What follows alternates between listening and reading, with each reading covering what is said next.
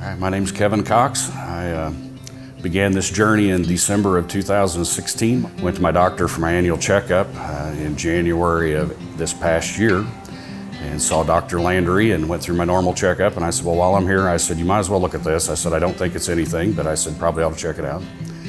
He agreed, so we scheduled an x-ray for the next week. Went in and saw the radiologist, did a mammogram, which was a little unnerving for a guy, but anyway, that went through the mammogram process, instantly took me over, did an ultrasound. It didn't look right, so they came back and did a second ultrasound. At that point, the radiologist came in and spoke to me, and he said, Kevin, he said, looks like cancer to me. And so my question to him was at that point is okay, what do we do now? And he asked me what I meant by that, and I said, well, I teach an adult Sunday school class, and I said I was just telling him yesterday in my Sunday school class that it's not my place as a Christian to ask God why things happen, but it's my place to say, what do we do now? I said at that point, he said we needed to do a biopsy, and so I asked him if he could do that while I was here. And so while I was here at the Putnam County Hospital, he went ahead and did a biopsy that day.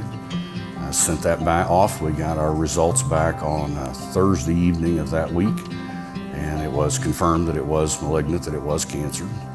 And so we started the process then of meeting with Dr. Thomay in the surgery department here and got a process put together of scheduling surgery to remove the mass. Did a mastectomy on my right side. Then we started then a couple of weeks later then with Dr. Ahmed in the oncology department, met with them and started chemo then by the end of February. The folks here in the Putnam County oncology department were fantastic helping us through this process. So it was a great comfort to me to know that one of the nurses that was there that was administering the chemotherapy drugs was actually a cancer survivor, had been through what I was going through a number of years before. And so for her to have a firsthand knowledge of what it was that I was probably going to be dealing with was a big comfort and a big help to me. So went through 12 weeks of that. Of course, lost all my hair, had bouts with being sick, as everybody's afraid of. I had all that. I'm a farmer, so that was right in the middle of planting season, so that created its own set of challenges with fatigue and weakness and joint discomfort and all that. So it was quite a time. But going through all of that, and I've said it from the start, and I still feel that way today, that it's hard to find a family today that's not affected by cancer in some form or fashion. And I would much rather it be me that has that as to be my wife or my daughters or my son. And so going through that process, they made it as painless as they possibly could, explained things very thoroughly as we went through the process, and now in remission. I asked Dr. Ahmed, I said, am I cancer-free? He said, well, we don't tell anybody that. I said, well, am I healed? He goes, we don't tell them that either, but we tell them they're in remission. So right now I'm in remission.